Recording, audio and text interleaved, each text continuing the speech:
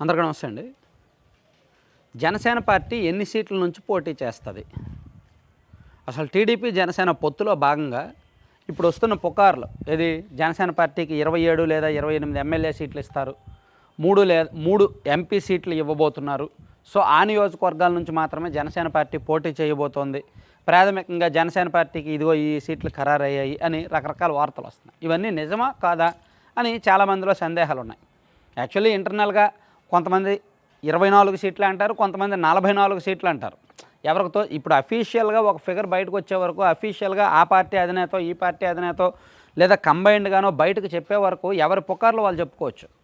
అయితే ఒకటి మాత్రం నిజం, చేగొండి హరిరామజోగయ్య గారు కావచ్చు, అలాగే ఇంకొంతమంది ఆ సామాజిక వర్గ పెద్దలు, పవన్ కళ్యాణ్ గారి శ్రేయోభిలాషులు, ఆ సామాజిక వర్గానికి సంబంధం లేకుండా పవన్ కళ్యాణ్ గారితో కలిసి పొలిటికల్ ప్రయాణం చేస్తున్న జనసేన పార్టీ ఉన్నత స్థాయి నాయకులు కొంతమంది సీట్ల విషయంలో 50 సీట్లు అని పట్టుకున్నారు.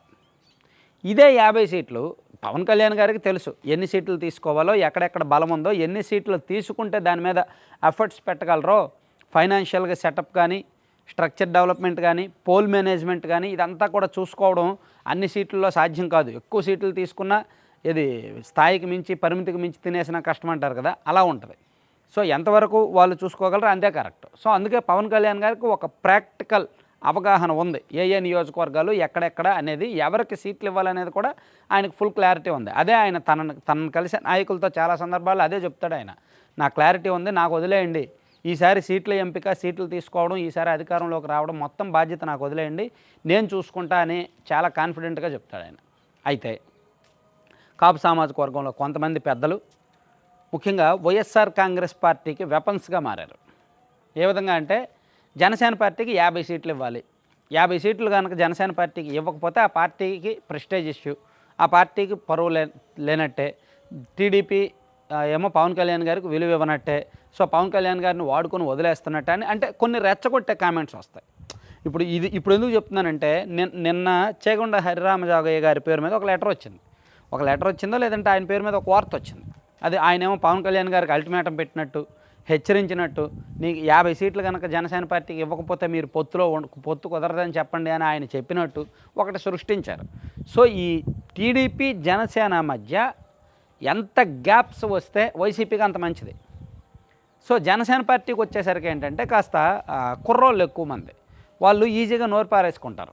సీట్ల వ్యవహారంలో ఈవెన్ ఈ వీడియో కూడా కింద కామెంట్స్ రావచ్చు, 75 సీట్లు ఇవ్వకపోతే పొత్తు ఉండదు, సీఎం కుర్చీ పవన్ కళ్యాణ్ గారికి ఇవ్వకపోతే మేము ఓట్లు వేయము అని కామెంట్స్ రావచ్చు కాక, అవన్నీ కూడా వాళ్ళ ఐడియాలజీ, వాళ్ళ అభిమానం అలా ఉంటుంది.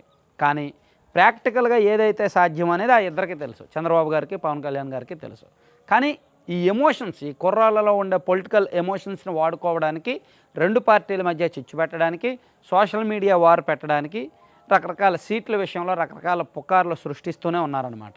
సో ఇప్పుడు 50 సీట్లు ఇస్తేనే పొత్తు ఉంటుంది, లేకపోతే లేదు, 50 సీట్లు ఇవ్వకపోతే జనసేన పార్టీకి బలం తగ్గిస్తున్నట్టే, ఈ లెక్కని నిన్నటి నుంచి తెర మీదకి తీసుకొచ్చారు. వైసీపీకి వచ్చే ప్రతి ఇటువంటి ఆలోచనను కూడా చేగొండి హరిరామజోగయ్య గారి ద్వారా తీర్చుకుంటున్నారు.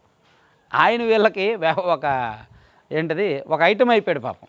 గతంలో కూడా చెప్పుకున్నాం మనం, నారా లోకేష్ గారు ఒక ఇంటర్వ్యూలో చెప్పినప్పుడు టీడీపీ జనసేన కూటమి అధికారంలోకి వస్తే సీఎం ఎవరు అంటే నారా లోకేష్ గారు ఇమీడియట్గా చంద్రబాబు గారే అని చెప్పారు. చంద్రబాబు గారే సీఎం, ఇందులో మారు ఆలోచన లేదు అని చెప్పారు. ఇమీడియట్గా చేగొండి హరిరామజోగయ్య గారు పవన్ కళ్యాణ్ గారిని అవమానిస్తూ ఒక లేఖ రాసినట్టు ఫేక్ లెటర్ రిలీజ్ చేశారు. వాళ్ళని ముఖ్యమంత్రిని చేయడానికి మీరెందుకు పార్టీ పెట్టడం, వాళ్ళని ముఖ్యమంత్రిగా ఉంటే మీరెందుకు పొత్తొద్దు, పునరాలోచించుకోండి అని అంటే కాపులు పవన్ కళ్యాణ్ గారి మీద ఇలా ఒత్తిడి తీసుకొస్తున్నారు అని ప్రొజెక్ట్ చేయడం ఆ లెటర్ ఉద్దేశం. సో ఇక్కడ వైసీపీ సోషల్ మీడియా ఉద్దేశం కూడా అదే, కాపు సామాజిక వర్గాన్ని చిన్నచూపు చూస్తున్నారనో, కాపు సామాజిక వర్గాన్ని రెచ్చగొట్టడానికో ఇలా ఈ చేసే కార్యక్రమం అన్నమాట. సో అందుకే ఈ మెసేజెస్ పట్ల, ఇటువంటి పుకార్ల పట్ల ఎన్నికల వరకు కూడా కాస్త అలర్ట్గా ఉంటే మంచిది. 1కి 2 సార్లు నమ్మకుండా క్రాస్ చెక్ చేసుకుంటే మంచిది. Thank you.